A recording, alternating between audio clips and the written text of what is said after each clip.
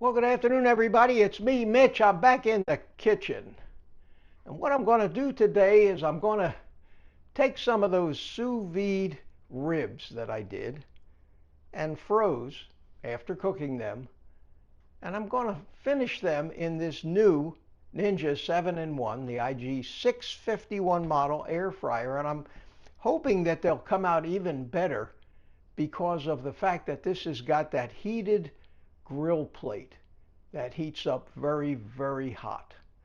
Now I cooked the steak from frozen in it, and I cooked that at medium, and it's created a tremendous amount of heat. So I think I'm going to use that. And what I need to do before I even get the ribs out is I need to turn this air fryer on and let it start to preheat.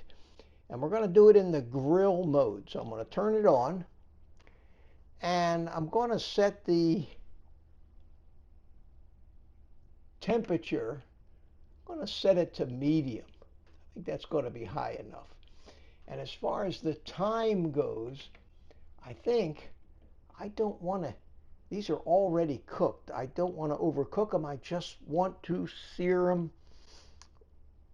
kind of crisp them up on the outside. So I'm going to go with 5 minutes and we'll see.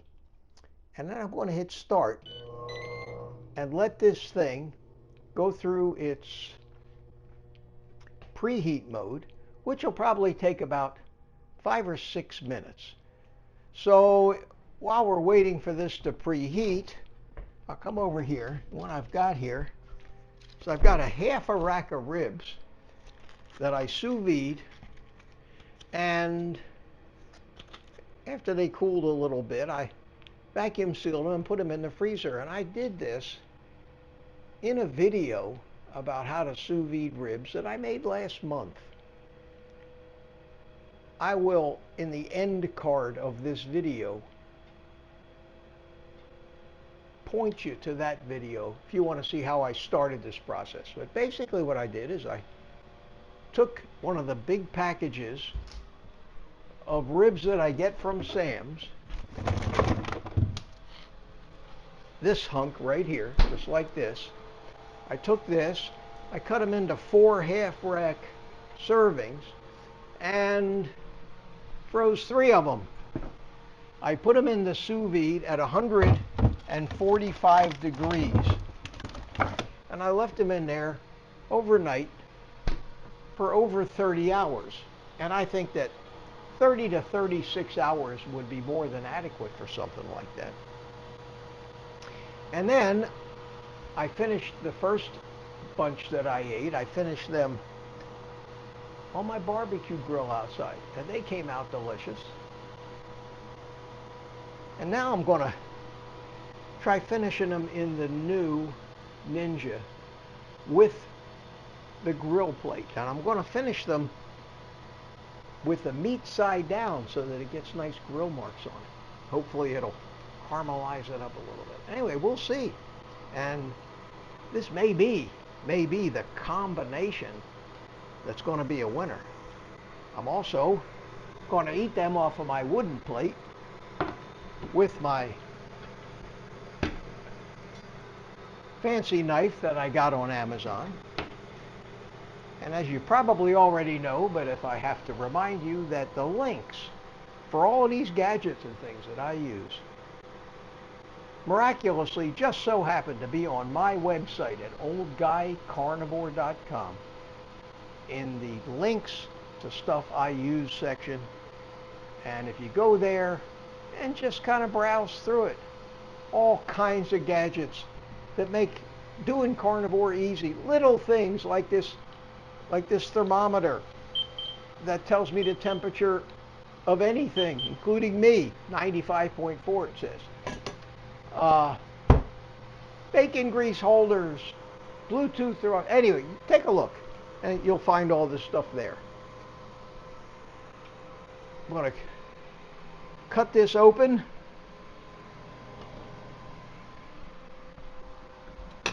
Just temporarily put it on a plate. Keep the mess over the sink.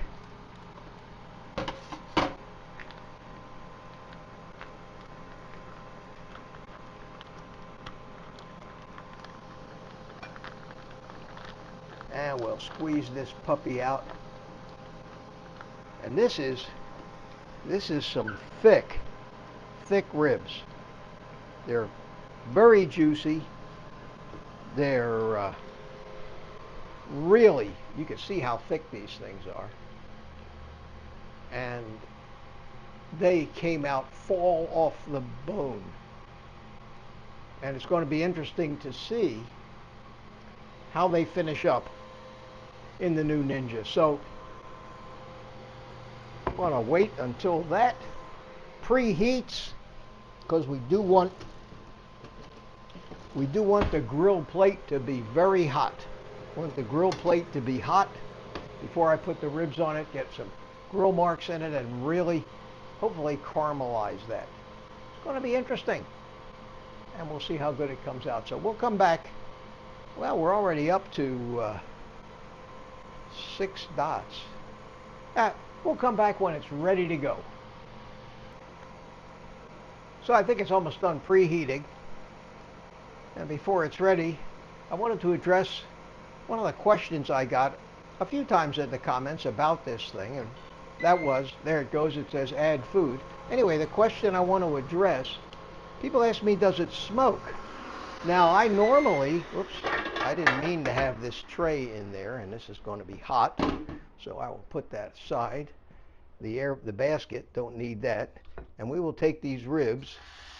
Oh, listen to that, and shut the lid, and away it goes. It's on medium for 5 minutes.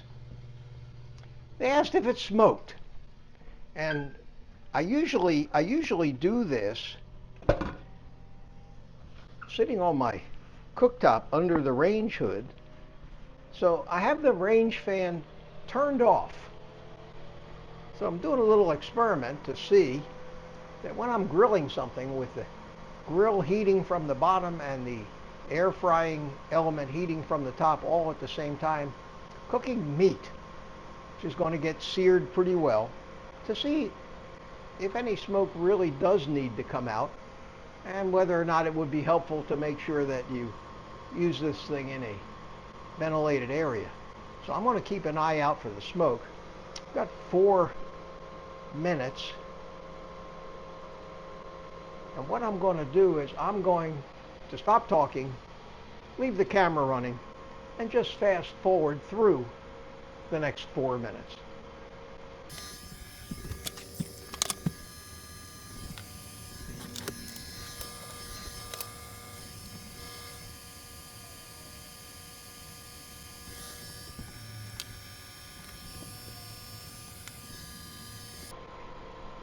All right, I'm going to take a look at it at 1 minute and see if I think it's going to need more time, because I can increase the time while it's cooking. I think maybe it's going to need another minute or 2. So I'm going to actually go ahead and hit the time button, and I'm going to, I guess I can increase it by the minutes. Let's set it up to 2 minutes. Okay, so it lets you set the time while it's cooking. And if I don't get the sear that I wanted on this, and I don't get the caramelization on the outside, next time I do it, I'll set this puppy to high, because that gives you a 500-degree grill plate, plus the hot air from above. But this is going to make it a total of about 6 minutes. I'll check the internal temperature with a thermometer and make sure it actually heated it up. But if it can cook a steak from frozen in less than 20 minutes, it should be able to reheat something out of the refrigerator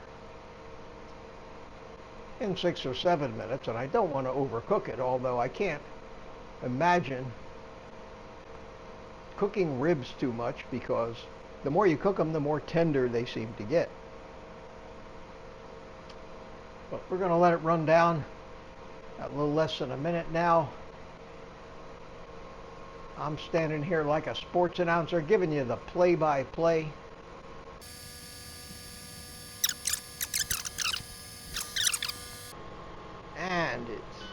it says end, zero smoke. Not a whiff of smoke came out of this thing. I don't know where it all goes. I hear it kind of sizzling. I'm going to stick the thermometer down in between the ribs. It says 120 degrees. It's still cool. It's still not hot enough. So I'll tell you what I'm going to do. I'm going to turn it over. This is, again, we're experimenting with this thing here. I'm going to flip it over. Boy, I did get some nice grill marks on it. Look at that. But I'm going to flip it over. It's sizzling away. I'm going to give it another. Let me see what the temperature is when I check it from this side. No, that's this thick. So, hey, we'll heat it up some more. So let's turn the power back on. This time, let's leave it on high. And let's set the time for another, we had 4 minutes. We'll give it an even 10 minutes. We'll say start.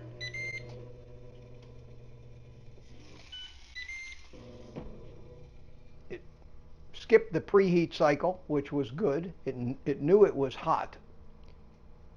Normally when you first start it out, it goes into the preheat cycle. There's a button here that says preheat, and if you don't want to preheat it, and I do that with my chicken wings, I don't want to preheat it because I'm air crisping them and I just want to cook with the hot air. You press that button as soon as you turn it on, and it cancels the preheat cycle and says add food. Then you have to, even if you have the food in there already, you have to lift the lid up and put it back down. So we're going to cook it on high here for another 4 minutes. And that's going to have to do it because I know it's not raw. I'm not worried about it not being cooked. And 120, 130 degrees would be more than hot enough for these ribs to get inside. I just don't want them to be cold out of the refrigerator. Another thing that you could probably do to cut down the cooking time would be to set them out for a couple hours before you cook them. Take them out of the fridge or the freezer, let them defrost out, and let them get to room temperature. But this is why I do these things. I'm not a professional chef, even though I play one at home. I figure stuff out. Trial and error. And once you get it nailed, and once you have your foods figured out, well, this is what I eat, and this is what I buy, and this is exactly what I've discovered is the best way, best temperature and time and setting to cook them in whatever appliance I use, whether it be sous vide or the air fryer. Once you figure it out, then you know. I know that when I do chicken wings in an air fryer, it's 375 degrees for 30 minutes. They come out perfect every time. I know when I sous vide a steak, it's 128 degrees for about 2 hours in the sous vide, then about a minute aside to sear it off in a carbon steel pan. And for those of you who don't know what a carbon steel pan looks like, and you keep hearing me talking about it, this is my Dubai 11-inch carbon steel pan. It is heavy, and as you can see, it's kind of black looking inside. That's seasoned. When I first got this thing, it was nice and silver. The darker they get, the better they cook, and the more nonstick they are. And you just want to maintain that seasoning in there. So this is the carbon steel pan. It's about $100. It's on my website. It's an investment that you'll make not only for your whole entire life, but it'll become a legacy thing. People today are using carbon steel and cast iron cookware that their great-grandparents passed down to them. And these things will never need to be replaced. Whereas the Mueller stone ceramic, it's about a year old now. Starts to get scratches, it starts to discolor a little. Still works great, still not poisonous in any way. These were on sale recently for like 25 bucks. They're normally 35 bucks. I went ahead and got two of them, and I got two brand new ones. Brand new ones sitting down there in the cabinet. Okay, we are at 10 seconds. And come hell or high water, this is coming out of the grill. No smoke. No smoke. Zero smoke. I gotta tell you, it sounds good. It is sizzling away. So we will take this. Oh yeah. Oh, look at that. That's why that was there. That was a extra little piece of meat that was there, and I put it in there when I froze it. So that's cool. And we'll put it on my plate and cutting board here. And we'll take this, it looks like a little steak, and put that down there. And we'll definitely let that cool off, because that thing does create some heat. And now we're going to slice into this thing, and we're going to let it cool off, and we're going to see what they look like.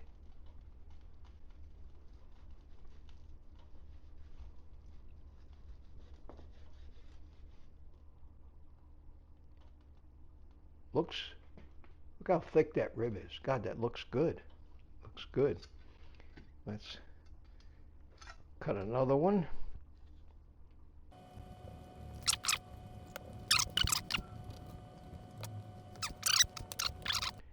There's a bone in there too, it looks like. So that's another rib, and we've got another piece of this. So let me just take a little bite. It's plenty juicy. It's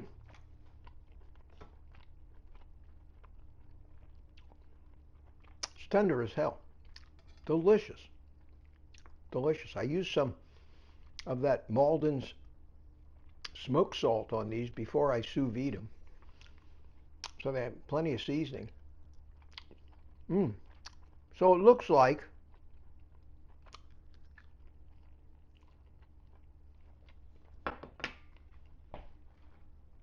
It looks like 10 minutes, either on medium or high, would be the right time to finish these. You can cook them from raw in this thing, but they are not going to come out as tender. They're not going to come out as tender and fall off the bone as they are if you cook them first in the sous vide. So you'll pardon me if I make a little noise here, maybe get a little sloppy, but I'm going to chomp into one of these right on down to the bone and see what happens.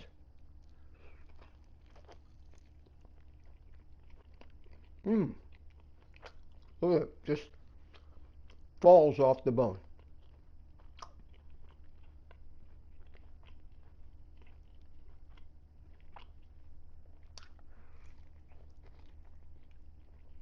See the bone?